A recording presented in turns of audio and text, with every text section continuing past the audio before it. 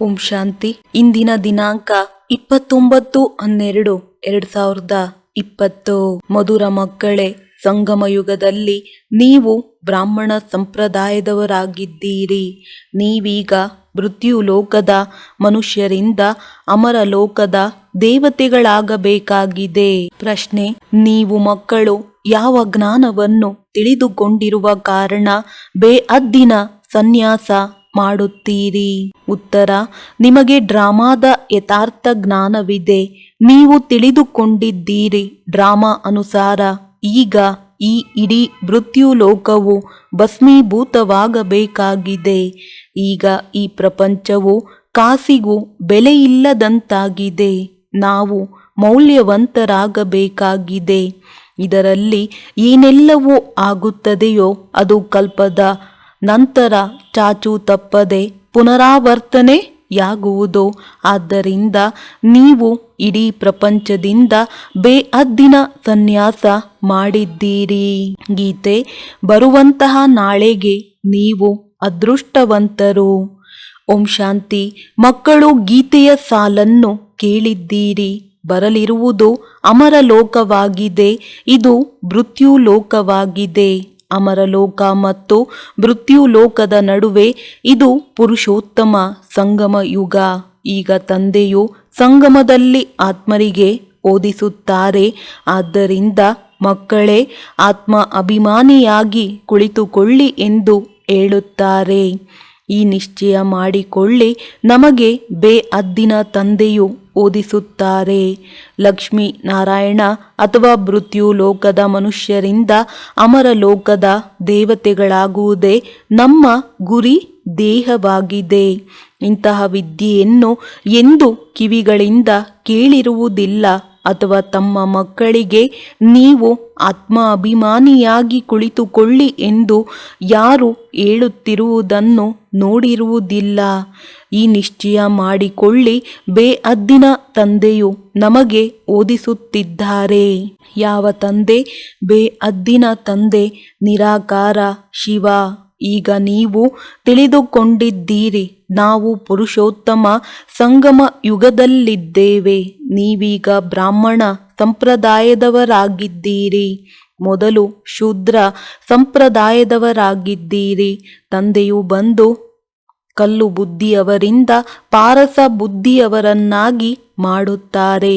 ಮೊದಲು ಸತೋಪ್ರಧಾನ ಪಾರಸ ಬುದ್ಧಿಯವರಾಗಿದ್ದೀರಿ. ಈಗ ಮತ್ತೆ ಆಗುತ್ತೀರಿ. ನಾವು ಸತ್ಯಯುಗದ ಮಾಲೀಕರಾಗಿದ್ದೆವು ಎಂದು ಹೇಳಬಾರದು. ಸತ್ಯಯುಗದಲ್ಲಿ ವಿಶ್ವದ ಮಾಲೀಕರಾಗಿದ್ದೆವು. ಮತ್ತೆ 84 ಜನ್ಮಗಳನ್ನು ತೆಗೆದುಕೊಳ್ಳುತ್ತಾ ಏಣಿಯನ್ನು ಇಳಿಯುತ್ತಾ ತಮೋಪ್ರಧಾನರಿಂದ ಸತೋ ರಜೋ ತಮೋದಲ್ಲಿ ಬಂದಿದ್ದೀರಿ. ಮೊದಲು ಸತೋಪ್ರಧಾನರಾಗಿದ್ದಾಗ ಪಾರಸ ಬುದ್ಧಿಯವರಾಗಿದ್ದೀರಿ. ನಂತರ ಆತ್ಮದಲ್ಲಿ ತುಕ್ಕು ಬೀಳುತ್ತದೆ. ಮನುಷ್ಯರು ಇದನ್ನು ತಿಳಿದುಕೊಂಡಿಲ್ಲ. ತಂದೆಯು ತಿಳಿಸುತ್ತಾರೆ, ನೀವು ಸಹ ಏನನ್ನು ತಿಳಿದುಕೊಂಡಿರಲಿಲ್ಲ. ಅಂಧ ಶ್ರದ್ಧೆಯಿತ್ತು.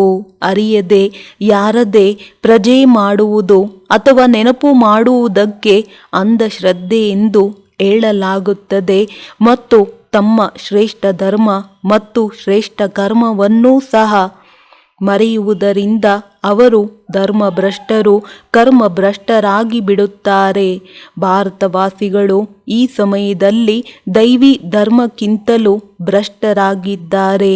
ತಂದೆಯು ತಿಳಿಸುತ್ತಾರೆ, ವಾಸ್ತವದಲ್ಲಿ ನೀವು ಪ್ರವೃತ್ತಿ ಮಾರ್ಗದವರಾಗಿದ್ದೀರಿ. ಅದೇ ದೇವತೆಗಳು ಯಾವಾಗ ಅಪವಿತ್ರರಾಗುವರೋ ಆಗ ದೇವಿ ದೇವತೆಗಳೆಂದು ಹೇಳಲು ಸಾಧ್ಯವಿಲ್ಲ. ಆದ್ದರಿಂದ ಹೆಸರನ್ನು ಬದಲಾಯಿಸಿ ಹಿಂದೂ ಎಂದು ಇಟ್ಟು ಬಿಟ್ಟಿದ್ದಾರೆ. ಇದು ಸಹ ಡ್ರಾಮಾ ಪ್ಲಾನ್ ಅನುಸಾರ ಆಗುತ್ತದೆ. ಏ ಪತಿತ ಪಾವನ ಬನ್ನಿ ಎಂದು ಎಲ್ಲರೂ ಒಬ್ಬ ತಂದೆಯನ್ನೇ ಕರೆಯುತ್ತಾರೆ. ಅವರೊಬ್ಬರೇ ಪರಂಪಿತ ಪರಮಾತ್ಮನಾಗಿದ್ದಾರೆ. ಜನನ ಮರಣರಹಿತನಾಗಿದ್ದಾರೆ. ನಾಮರೂಪದಿಂದ ಭಿನ್ನವಾದ ಯಾವುದೇ ವಸ್ತುವೆಂದಲ್ಲ. ಆತ್ಮ ಹಾಗೂ ಪರಮಾತ್ಮನ ರೂಪವು ಬಹಳ ಸೂಕ್ಷ್ಮವಾಗಿದೆ. ಅದಕ್ಕೆ ನಕ್ಷತ್ರ ಅಥವಾ ಬಿಂದುವೆಂದು ಹೇಳುತ್ತಾರೆ. ಶಿವನ ಪೂಜೆಯನ್ನು ಮಾಡುತ್ತಾರೆ, ಶರೀರವಂತೂ ಇಲ್ಲ. ಈಗ ಆತ್ಮ ಬಿಂದುವಿನ ಪೂಜೆ ಮಾಡುವುದಕ್ಕೆ ಸಾಧ್ಯವಿಲ್ಲ. ಆದ್ದರಿಂದ ಪೂಜೆಗಾಗಿ ಅದನ್ನು ದೊಡ್ಡ ಗಾತ್ರದಲ್ಲಿ ಮಾಡುತ್ತಾರೆ. ನಾವು ಶಿವನ ಪೂಜೆ ಮಾಡುತ್ತೇವೆಂದು ಹೇಳುತ್ತಾರೆ, ಆದರೆ ಅವರ ರೂಪವೇನು ಎಂಬುದನ್ನು ತಿಳಿದುಕೊಂಡಿಲ್ಲ. ಇವೆಲ್ಲ ಮಾತುಗಳನ್ನು ತಂದೆಯು ಈ ಸಮಯದಲ್ಲಿಯೇ ಬಂದು ತಿಳಿಸುತ್ತಾರೆ. ತಂದೆಯು ಹೇಳುತ್ತಾರೆ, ನೀವು ತಮ್ಮ ಜನ್ಮಗಳನ್ನು ಅರಿತಿಲ್ಲ. 84 ಲಕ್ಷ ಯೋನಿಗಳೆಂದು ಸುಳ್ಳು ಹೇಳಿಬಿಟ್ಟಿದ್ದಾರೆ. ಈಗ ತಂದೆಯು ನೀವು ಮಕ್ಕಳಿಗೆ ಯಥಾರ್ಥವಾಗಿ ತಿಳಿಸಿಕೊಡುತ್ತಾರೆ. ನೀವೀಗ ಬ್ರಾಹ್ಮಣರಾಗಿದ್ದೀರಿ ಮತ್ತು ದೇವತೆಗಳಾಗಬೇಕಾಗಿದೆ. ಕಲಿಯುಗಿ ಮನುಷ್ಯರು ಶೂದ್ರರಾಗಿದ್ದಾರೆ. ನೀವು ಬ್ರಾಹ್ಮಣರ ಗುರಿ ದೇಹವು ಮನುಷ್ಯರಿಂದ ದೇವತೆಗಳಾಗುವುದಾಗಿದೆ. ಇದು ಮೃತ್ಯುಲೋಕ, ಪತಿತ ಪ್ರಪಂಚವಾಗಿದೆ. ಹೊಸ ಪ್ರಪಂಚವಿತ್ತು, ಎಲ್ಲಿ ಈ ದೇವಿ ದೇವತೆಗಳು ರಾಜ್ಯಭಾರ ಮಾಡುತ್ತಿದ್ದರು. ಇವರು ಇಡೀ ವಿಶ್ವದ ಮಾಲೀಕರಾಗಿದ್ದರು. ಈಗಂತೂ ತಮೋಪ್ರಧಾನ ಪ್ರಪಂಚವಾಗಿದೆ. ಅನೇಕ ಧರ್ಮಗಳು ಇವೆ. ಈ ದೇವಿ ದೇವತಾ ಧರ್ಮವು ಪ್ರಾಯಲೋಪವಾಗಿ ಬಿಟ್ಟಿದೆ. ದೇವಿ ದೇವತೆಗಳ ರಾಜ್ಯವು ಯಾವಾಗ ಇತ್ತು, ಎಷ್ಟು ಸಮಯ ನಡೆಯಿತೆಂದು ಈ ವಿಶ್ವದ ಚರಿತ್ರೆ ಭೂಗೋಳವನ್ನು ಯಾರೂ ತಿಳಿದುಕೊಂಡಿಲ್ಲ. ತಂದೆಯೇ ಬಂದು ತಿಳಿಸಿಕೊಡುತ್ತಾರೆ. ಇದು ಈಶ್ವರೀಯ ವಿಶ್ವವಿದ್ಯಾಲಯವಾಗಿದೆ.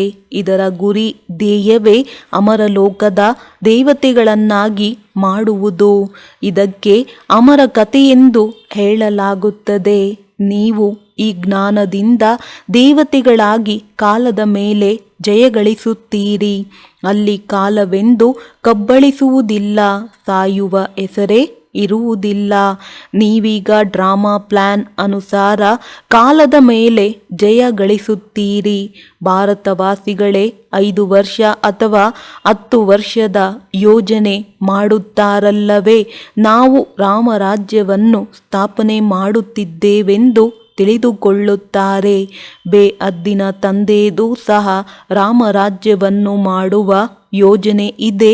ಅವರೆಲ್ಲರೂ ಮನುಷ್ಯರಾಗಿದ್ದಾರೆ. ಮನುಷ್ಯರಂತೂ ರಾಮರಾಜ್ಯವನ್ನು ಸ್ಥಾಪನೆ ಮಾಡಲು ಸಾಧ್ಯವಿಲ್ಲ. ಸತ್ಯಯುಗಕ್ಕೆ ರಾಮರಾಜ್ಯವೆಂದು ಹೇಳಲಾಗುತ್ತದೆ. ಮನುಷ್ಯರು ಎಷ್ಟೊಂದು ಭಕ್ತಿ ಮಾಡುತ್ತಾರೆ, ತೀರ್ಥಯಾತ್ರೆಗಳನ್ನು ಮಾಡುತ್ತಾರೆ. ದಿನ ಅರ್ಥಾತ್ ಸತ್ಯ ತ್ರೇತಾಯುಗದಲ್ಲಿ ಈ ದೇವತೆಗಳ ರಾಜ್ಯವಿತ್ತು. ಮತ್ತೆ ರಾತ್ರಿಯಲ್ಲಿ ಅಂದರೆ ದ್ವಾಪರ ಕಲಿಯುಗದಲ್ಲಿ ಭಕ್ತಿಯು ಪ್ರಾರಂಭವಾಗುತ್ತದೆ. ಸತ್ಯಯುಗದಲ್ಲಿ ಭಕ್ತಿ ಇರುವುದಿಲ್ಲ. ಜ್ಞಾನ, ಭಕ್ತಿ, ವೈರಾಗ್ಯ ಇದನ್ನು ತಂದೆಯೇ ತಿಳಿಸುತ್ತಾರೆ. ವೈರಾಗ್ಯವು 2 ಪ್ರಕಾರದ್ದಾಗಿದೆ. ಒಂದು ಹಠಯೋಗಿ ನಿವೃತ್ತಿ ಮಾರ್ಗದವರ ವೈರಾಗ್ಯವಾಗಿದೆ. ಅವರು ಮನೆ ಮಠವನ್ನು ಬಿಟ್ಟು ಕಾಡಿಗೆ ಹೋಗುತ್ತಾರೆ. ನೀವಂತೂ ಈಗ ಇಡೀ ಮೃತ್ಯುಲೋಕದ ಬೇಅದ್ದಿನ ಸನ್ಯಾಸ ಮಾಡಬೇಕಾಗಿದೆ. ತಂದೆಯು ತಿಳಿಸುತ್ತಾರೆ, ಈ ಇಡೀ ಪ್ರಪಂಚವೇ ಭಸ್ಮೀಭೂತವಾಗುವುದಿದೆ. ನಾಟಕವನ್ನು ಬಹಳ ಚೆನ್ನಾಗಿ ತಿಳಿದುಕೊಳ್ಳಬೇಕಾಗಿದೆ. ಇದು ಏನಿನ ತರಹ ಟಿಕ್ ಟಿಕ್ ಎಂದು ನಡೆಯುತ್ತಿರುತ್ತದೆ. ಏನೆಲ್ಲವೂ ಆಗುತ್ತದೆಯೋ ಅದು ಮತ್ತೆ 5000 ವರ್ಷಗಳ ನಂತರ ಚಾಚೂ ತಪ್ಪದೆ ಪುನರಾವರ್ತನೆಯಾಗುವುದು. ಇದನ್ನು ಬಹಳ ಚೆನ್ನಾಗಿ ತಿಳಿದುಕೊಂಡು ಬೇಅದ್ದಿನ ಸನ್ಯಾಸ ಮಾಡಬೇಕಾಗಿದೆ. ಯಾರಾದರೂ ವಿದೇಶಕ್ಕೆ ಹೋಗುತ್ತಾರೆ. ಅಲ್ಲಿ ನಾವು ಈ ಜ್ಞಾನವನ್ನು ಓದಲು ಸಾಧ್ಯವೇ ಎಂದು ಕೇಳಿದಾಗ ತಂದೆಯು ಹೇಳುತ್ತಾರೆ, ಹೌದು, ನೀವು ಎಲ್ಲಿ ಬೇಕಾದರೂ ಕುಳಿತು ಓದಬಲ್ಲಿರಿ. ಇಲ್ಲಿ ಮೊದಲು 7 ದಿನಗಳ ಕೋರ್ಸನ್ನು ತೆಗೆದುಕೊಳ್ಳಬೇಕಾಗುತ್ತದೆ. ಬಹಳ ಸಹಜವೂ ಆಗಿದೆ. ಆತ್ಮವು ಕೇವಲ ಇದನ್ನು ತಿಳಿದುಕೊಳ್ಳಬೇಕಾಗಿದೆ. ನಾವು ಸತೋಪ್ರಧಾನ ವಿಶ್ವದ ಮಾಲೀಕರಾಗಿದ್ದೆವು, ಆಗ ಸತೋಪ್ರಧಾನರಾಗಿದ್ದೆವು. ಈಗ ತಮೋಪ್ರಧಾನರಾಗಿ ಬಿಟ್ಟಿದ್ದೇವೆ. 84 ಜನ್ಮಗಳಲ್ಲಿ ಇನ್ನೂ ಕನಿಷ್ಠರಾಗಿ ಬಿಟ್ಟಿದ್ದೇವೆ. ಈಗ ನಾವು ಶ್ರೇಷ್ಠರಾಗುವುದು ಹೇಗೆ? ಈಗ ಕಲಿಯುಗವಾಗಿದೆ, ಮತ್ತೆ ಅವಶ್ಯವಾಗಿ ಸತ್ಯಯುಗ ಬರುವುದು. ತಂದೆಯು ಎಷ್ಟು ಸಹಜವಾಗಿ ತಿಳಿಸಿಕೊಡುತ್ತಾರೆ. 7 ದಿನಗಳ ಕೋರ್ಸನ್ನು ತಿಳಿದುಕೊಳ್ಳಬೇಕಾಗಿದೆ. ಹೇಗೆ ನಾವು ಸತೋಪ್ರಧಾನರಿಂದ ತಮೋಪ್ರಧಾನರಾಗಿದ್ದೇವೆ, ಕಾಮಚಿತೆಯನ್ನೇರಿ ತಮೋಪ್ರಧಾನರಾಗಿದ್ದೇವೆ. ಈಗ ಜ್ಞಾನಚಿತೆಯ ಮೇಲೆ ಕುಳಿತು ಸತೋಪ್ರಧಾನರಾಗಬೇಕಾಗಿದೆ. ವಿಶ್ವದ ಚರಿತ್ರೆ ಭೂಗೋಳವು ಪುನರಾವರ್ತನೆಯಾಗುತ್ತದೆ, ಚಕ್ರವು ಸುತ್ತುತ್ತದೆ ಎಲ್ಲವೇ. ಈಗ ಸಂಗಮಯುಗವಾಗಿದೆ, ಇದರ ನಂತರ ಸತ್ಯಯುಗವಾಗುವುದು. ನಾವೀಗ ಕಲಿಯುಗಿ ವಿಕಾರಿಗಳಾಗಿದ್ದೇವೆ ಅಂದ ಮೇಲೆ ನಾವೇ ಮತ್ತೆ ಸತ್ಯಯುಗಿ ನಿರ್ವಿಕಾರಿಗಳು ಹೇಗಾಗುವುದು? ಅದಕ್ಕಾಗಿ ತಂದೆಯು ಮಾರ್ಗವನ್ನು ತಿಳಿಸುತ್ತಾರೆ. ನಮ್ಮಲ್ಲಿ ಯಾವುದೇ ಗುಣವಿಲ್ಲ, ನಮ್ಮನ್ನು ಇಂತಹ ಗುಣವಂತರನ್ನಾಗಿ ಮಾಡಿ ಎಂದು ಕೂಗುತ್ತಾರೆ. ಯಾರು ಕಲ್ಪದ ಹಿಂದೆ ಆಗಿದ್ದರೋ ಅವರೇ ಪುನಃ ಆಗಬೇಕಾಗಿದೆ. ತಂದೆಯು ತಿಳಿಸುತ್ತಾರೆ, ಮೊಟ್ಟ ಮೊದಲು ತಮ್ಮನ್ನು ಆತ್ಮನೆಂದು ತಿಳಿಯಿರಿ. ಆತ್ಮವೇ ಒಂದು ಶರೀರವನ್ನು ಬಿಟ್ಟು ಇನ್ನೊಂದನ್ನು ತೆಗೆದುಕೊಳ್ಳುತ್ತದೆ. ನೀವೀಗ ಆತ್ಮಾಭಿಮಾನಿಯಾಗಬೇಕಾಗಿದೆ. ಈಗಲೇ ನಿಮಗೆ ಆತ್ಮಾಭಿಮಾನಿಗಳಾಗುವ ಶಿಕ್ಷಣ ಸಿಗುತ್ತದೆ. ನೀವು ಸದಾ ಆತ್ಮಾಭಿಮಾನಿಯಾಗಿರುತ್ತೀರಿ ಎಂದಲ್ಲ. ಸತ್ಯಯುಗದಲ್ಲಂತೂ ಶರೀರದ ಹೆಸರಿರುತ್ತದೆ. ಲಕ್ಷ್ಮೀ ನಾರಾಯಣರ ಹೆಸರಿನ ಮೇಲೆ ಎಲ್ಲ ಕಾರೋಬಾರು ನಡೆಯುತ್ತದೆ. ಈಗ ಇದು ಸಂಗಮಯುಗವಾಗಿದೆ. ಈಗಲೇ ತಂದೆಯು ತಿಳಿಸುತ್ತಾರೆ, ನೀವು ಅಶರೀರಿಯಾಗಿ ಬಂದಿದ್ದೀರಿ, ಮತ್ತೆ ಅಶರೀರಿಯಾಗಿ ಹೋಗಬೇಕಾಗಿದೆ. ತಮ್ಮನ್ನು ಆತ್ಮನೆಂದು ತಿಳಿದು ತಂದೆಯನ್ನು ನೆನಪು ಮಾಡಿ. ಇದು ಆತ್ಮಿಕ ಯಾತ್ರೆಯಾಗಿದೆ. ಆತ್ಮವು ತನ್ನ ಆತ್ಮಿಕ ತಂದೆಯನ್ನು ನೆನಪು ಮಾಡುತ್ತದೆ. ತಂದೆಯನ್ನು ನೆನಪು ಮಾಡುವುದರಿಂದಲೇ ಪಾಪಗಳು ಭಸ್ಮವಾಗುತ್ತವೆ. ಇದಕ್ಕೆ ಯೋಗಾಗ್ನಿ ಎಂದು ಹೇಳಲಾಗುತ್ತದೆ. ನೆನಪಂತೂ ನೀವು ಎಲ್ಲಿ ಬೇಕಾದರೂ ಇದ್ದು ಮಾಡಬಲ್ಲಿರಿ. ಆದರೆ ಮೊದಲು 7 ದಿನಗಳಲ್ಲಿ ಈ ಸೃಷ್ಟಿ ಚಕ್ರವು ಹೇಗೆ ಸುತ್ತುತ್ತದೆ, ನಾವು ಹೇಗೆ ಏಣಿಯನ್ನು ಇಳಿಯುತ್ತೇವೆ ಎಂಬುದನ್ನು ತಿಳಿಸಿಕೊಡಲಾಗುತ್ತದೆ. ನಾವೀಗ ಇದೊಂದೇ ಜನ್ಮದಲ್ಲಿ ಮೇಲೇರುತ್ತೇವೆ. ಮಕ್ಕಳು ವಿದೇಶದಲ್ಲಿದ್ದರೆ ಅಲ್ಲಿಗೂ ಮುರುಳಿ ತಲುಪುತ್ತದೆ. ಇದು ಶಾಲೆಯಲ್ಲವೇ? ವಾಸ್ತವದಲ್ಲಿ ಇದು ಈಶ್ವರೀಯ ವಿಶ್ವವಿದ್ಯಾಲಯವಾಗಿದೆ. ಗೀತೆಯದೇ ರಾಜಯೋಗವಾಗಿದೆ. ಆದರೆ ಶ್ರೀಕೃಷ್ಣನಿಗೆ ಭಗವಂತನೆಂದು ಹೇಳಲಾಗುವುದಿಲ್ಲ. ಬ್ರಹ್ಮ ವಿಷ್ಣು ಶಂಕರನಿಗೂ ದೇವತೆ ಎಂದು ಹೇಳಲಾಗುತ್ತದೆ. ನೀವೀಗ ಪುರುಷಾರ್ಥ ಮಾಡಿ ಪುನಃ ದೇವತೆಗಳಾಗುತ್ತೀರಿ. ಪ್ರಜಾಪಿತ ಬ್ರಹ್ಮನೂ ಸಹ ಅವಶ್ಯವಾಗಿ ಇಲ್ಲಿಯೇ ಇರಬೇಕಲ್ಲವೇ? ಪ್ರಜಾಪಿತನು ಮನುಷ್ಯನಾಗಿದ್ದಾರೆ ಅಂದ ಮೇಲೆ ರಚನೆಯನ್ನು ಇಲ್ಲಿಯೇ ರಚಿಸಲಾಗುತ್ತದೆ. ಅಂಸೋ ಸೋ ಅಂನ ಅರ್ಥವನ್ನು ತಂದೆಯು ಬಹಳ ಸಹಜವಾಗಿ ತಿಳಿಸಿದ್ದಾರೆ. ಭಕ್ತಿ ಮಾರ್ಗದಲ್ಲಂತೂ ಆತ್ಮವೇ ಪರಮಾತ್ಮನೆಂದು ಹೇಳುತ್ತಾರೆ. ಆದ್ದರಿಂದ ಪರಮಾತ್ಮನಿಗೆ ಸರ್ವವ್ಯಾಪಿ ಎಂದು ಹೇಳುತ್ತಾರೆ. ತಂದೆಯು ತಿಳಿಸುತ್ತಾರೆ, ಎಲ್ಲರಲ್ಲಿ ಆತ್ಮವು ವ್ಯಾಪಕವಾಗಿದೆ. ನಾನು ಹೇಗೆ ವ್ಯಾಪಕನಾಗಿರಲಿ? ನೀವು ನನ್ನನ್ನು ಏ ಪತಿತ ಪಾವನ, ಬನ್ನಿ ನಮ್ಮನ್ನು ಪಾವನ ಮಾಡಿ ಎಂದು ಕರೆಯುತ್ತೀರಿ. ನಿರಾಕಾರ ಆತ್ಮರೆಲ್ಲರೂ ಬಂದು ತಮ್ಮ ತಮ್ಮ ರಥವನ್ನು ತೆಗೆದುಕೊಳ್ಳುತ್ತೀರಿ. ಪ್ರತಿಯೊಬ್ಬ ಅಕಾಲ ಮೂರ್ತಿ ಆತ್ಮನ ಸಿಂಹಾಸನವು ಇದಾಗಿದೆ. ಇದಕ್ಕೆ ಸಿಂಹಾಸನವೆಂದಾದರೂ ಹೇಳಿ ಅಥವಾ ರಥವೆಂದಾದರೂ ಹೇಳಿ. ತಂದೆಗಂತೂ ತನ್ನದೇ ಆದ ರಥವಿಲ್ಲ. ಅವರು ನಿರಾಕಾರನೆಂದೇ ಗಾಯನವಿದೆ. ಸೂಕ್ಷ್ಮ ಶರೀರವಾಗಲಿ ಸ್ಥೂಲ ಶರೀರವಾಗಲಿ ಇಲ್ಲ. ನಿರಾಕಾರನು ಸ್ವಯಂ ರಥದಲ್ಲಿ ಯಾವಾಗ ಕುಳಿತುಕೊಳ್ಳುವರೋ ಆಗ ಮಾತನಾಡುವರು. ರಥವಿಲ್ಲದೆ ಪತಿತರನ್ನು ಪಾವನ ಮಾಡುವುದು ಹೇಗೆ? ನಾನು ನಿರಾಕಾರನು ಬಂದು ಇವರ ಶರೀರವನ್ನು ಲೋನಾಗಿ ಪಡೆಯುತ್ತೇನೆ.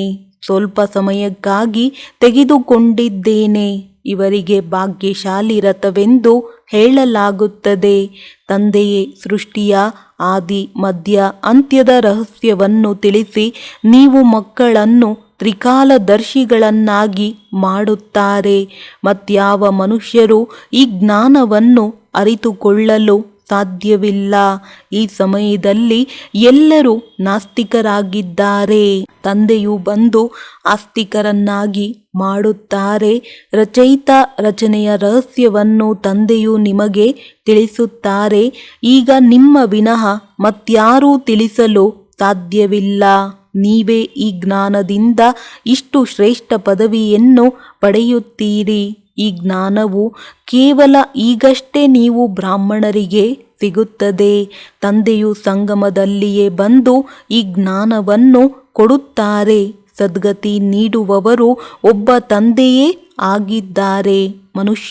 ಮನುಷ್ಯರಿಗೆ ಸದ್ಗತಿ ನೀಡಲು ಸಾಧ್ಯವಿಲ್ಲ. ಅವರೆಲ್ಲರೂ ಭಕ್ತಿ ಮಾರ್ಗದ ಗುರುಗಳಾಗಿದ್ದಾರೆ. ಸದ್ಗುರು ಒಬ್ಬರೇ ಆಗಿದ್ದಾರೆ. ಅವರಿಗೆ ವಾ ಸದ್ಗುರು ವಾ ಎಂದು ಹೇಳಲಾಗುತ್ತದೆ. ಇದಕ್ಕೆ ಪಾಠಶಾಲೆ ಎಂದು ಹೇಳಲಾಗುವುದು. ನರನಿಂದ ನಾರಾಯಣನಾಗುವುದು ಇಲ್ಲಿನ ಗುರಿ ಧ್ಯೇಯವಾಗಿದೆ. ಅವೆಲ್ಲವೂ ಭಕ್ತಿ ಮಾರ್ಗದ ಕಥೆಗಳಾಗಿವೆ.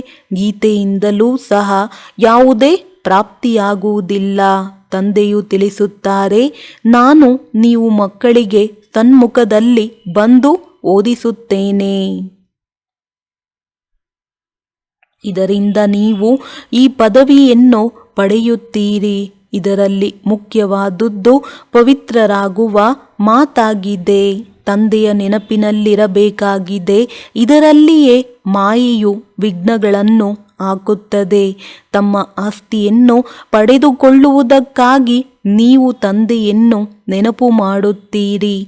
ಈ ಜ್ಞಾನವು ಎಲ್ಲ ಮಕ್ಕಳ ಬಳಿ ಹೋಗುತ್ತದೆ ಎಂದು ಮುರುಳಿಯನ್ನು ತಪ್ಪಿಸಬಾರದು. ಮುರುಳಿಯನ್ನು ತಪ್ಪಿಸಿದಿರೆಂದರೆ ಗೈರು ಹಾಜರಿಯಾಗುತ್ತದೆ. ಮುರುಳಿಯಿಂದ ನೀವು ಎಲ್ಲಿಯೇ ಇದ್ದರೂ ಸಹ ರಿಫ್ರೆಶ್ ಆಗುತ್ತಿರುತ್ತೀರಿ. ಶ್ರೀಮತದಂತೆ ನಡೆಯಬೇಕಾಗುತ್ತದೆ. ಹೊರಗಡೆ ಹೋಗುತ್ತೀರೆಂದರೆ ಖಂಡಿತ ಅವಶ್ಯವಾಗಿ ಪವಿತ್ರರಾಗಬೇಕಾಗಿದೆ.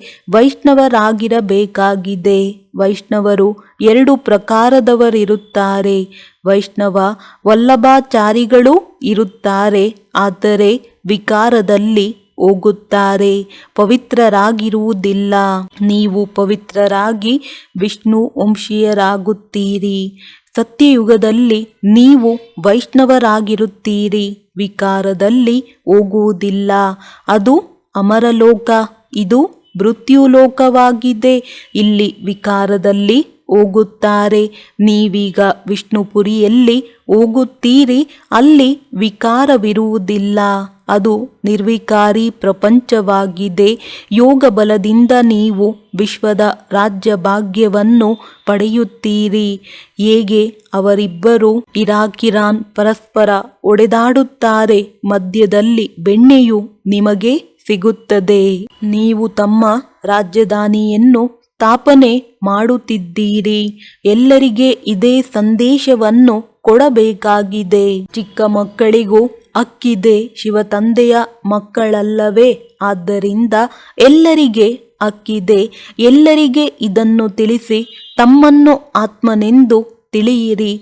ಮಾತಾಪಿತರಲ್ಲಿ ಜ್ಞಾನವಿದ್ದರೆ ಮಕ್ಕಳಿಗೂ ಸಹ ಶಿವತಂದೆಯನ್ನು ನೆನಪು ಮಾಡಿ ಎಂದು ಕಲಿಸುತ್ತಾರೆ. ಶಿವತಂದೆಯ ವಿನಃ ಬೇರೆ ಯಾರೂ ಇಲ್ಲ. ಒಬ್ಬರ ನೆನಪಿನಿಂದಲೇ ತಮೋಪ್ರಧಾನರಿಂದ ಸತೋಪ್ರಧಾನರಾಗಿ ಬಿಡುತ್ತೀರಿ. ಇದರಲ್ಲಿ ವಿದ್ಯಾಭ್ಯಾಸವು ಬಹಳ ಚೆನ್ನಾಗಿರಬೇಕು. ವಿದೇಶದಲ್ಲಿದ್ದರೂ ಸಹ ನೀವು ಓದಬಲ್ಲಿರಿ. ಇದರಲ್ಲಿ ಪುಸ್ತಕ ಇತ್ಯಾದಿಗಳೇನು ಬೇಕಾಗಿಲ್ಲ. ಎಲ್ಲಿಯಾದರೂ ನೀವು ಕುಳಿತು ಓದಬಲ್ಲಿರಿ, ಬುದ್ಧಿಯಿಂದ ನೆನಪು ಮಾಡಬಲ್ಲಿರಿ. ಈ ವಿದ್ಯೆಯು ಇಷ್ಟು ಸಹಜವಾಗಿದೆ. ಯೋಗ ಅಥವಾ ನೆನಪಿನಿಂದ ಬಲ ಸಿಗುತ್ತದೆ.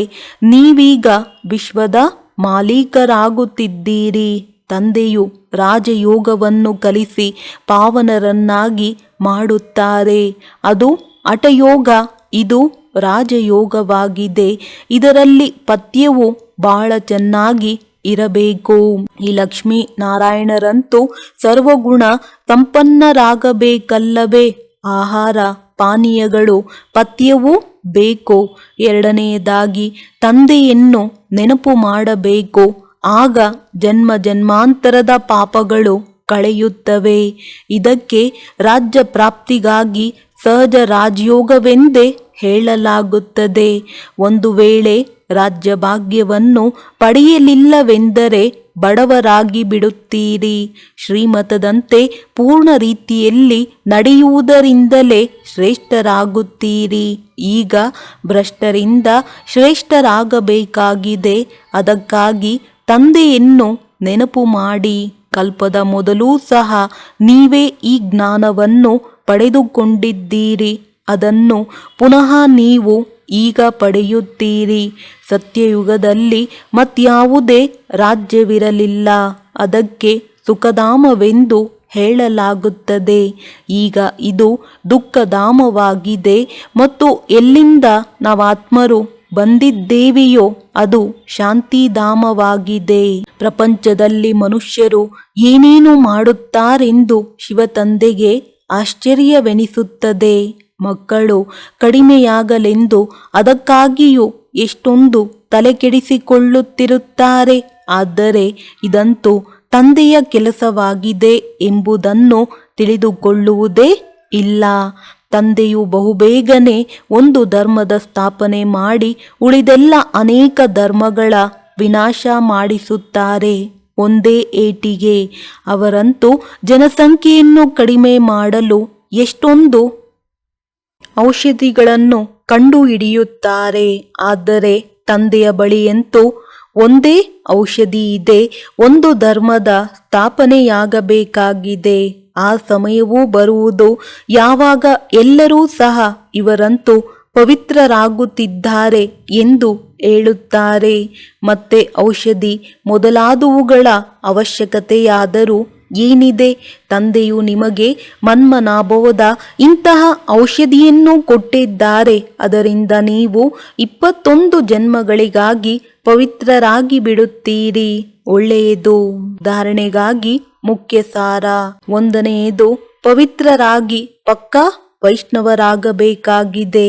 ಆಹಾರ ಪಾನೀಯಗಳ ಪೂರ್ಣ ಪಥ್ಯವನ್ನಿಟ್ಟುಕೊಳ್ಳಬೇಕಾಗಿದೆ.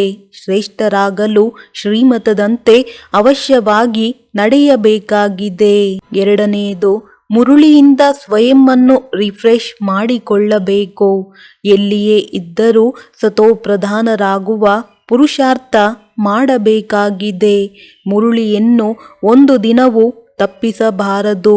ವರದಾನ: ವಿರಹಕ್ಕೆ ಸದಾ ಕಾಲಕ್ಕೆ ವಿದಾಯಿ ಬೀಳ್ಕೊಡುಗೆ ಕೊಡುವಂತಹ ಸ್ನೇಹಿ ಸ್ವರೂಪ ಭವ. ಏನು ಸ್ನೇಹಿಗೆ ಇಷ್ಟವಾಗಿದೆ ಅದೇ ಸ್ನೇಹ ಮಾಡುವವರಿಗೂ ಇಷ್ಟವಾಗಿರಬೇಕು. ಇದೇ ಸ್ನೇಹದ ಸ್ವರೂಪವಾಗಿದೆ. ನಡೆಯುವುದು, ತಿನ್ನುವುದು, ಕುಡಿಯುವುದು, ಇರುವುದು ಸ್ನೇಹಿಯ ದಿಲ್ ಪಸಂದ್ ಆಗಿರಬೇಕು. ಆದ್ದರಿಂದ ಏನೇ ಸಂಕಲ್ಪ ಹಾಗೂ ಕರ್ಮ ಮಾಡಿದಾಗ ಮೊದಲು ಯೋಚಿಸಿ, ಇದು ಸ್ನೇಹಿ ತಂದೆಗೆ ದಿಲ್ ಪಸಂದ್ ಆಗಿದೆಯಾ? ಹಾಗೆ ಸತ್ಯ ಸ್ನೇಹಿಯಾದರೆ ನಿರಂತರ ಯೋಗಿ, ಸಹಜ ಯೋಗಿಯಾಗಿ ಬಿಡುವರು. ಒಂದು ವೇಳೆ ಸ್ನೇಹಿ ಸ್ವರೂಪವನ್ನು ಸಮಾನ ಸ್ವರೂಪದಲ್ಲಿ ಪರಿವರ್ತನೆ ಮಾಡಿದ್ದೇ ಆದರೆ ಅಮರಭವದ ವರದಾನ ಸಿಗುವುದು ಮತ್ತು ವಿರಹಕ್ಕೆ ಸದಾ ಕಾಲಕ್ಕಾಗಿ ವಿದಾಯಿ ಸಿಕ್ಕಿಬಿಡುತ್ತದೆ. ಸ್ಲೋಗನ್: ಸ್ವಭಾವ ಸರಳ, ಈಸಿ ಮತ್ತು ಪುರುಷಾರ್ಥ ಗಮನ ಅಟೆನ್ಷನ್ ಉಳ್ಳದ್ದಾಗಿ ಮಾಡಿಕೊಳ್ಳಿ. ಒಳ್ಳೆಯದು. ಓಂ ಶಾಂತಿ.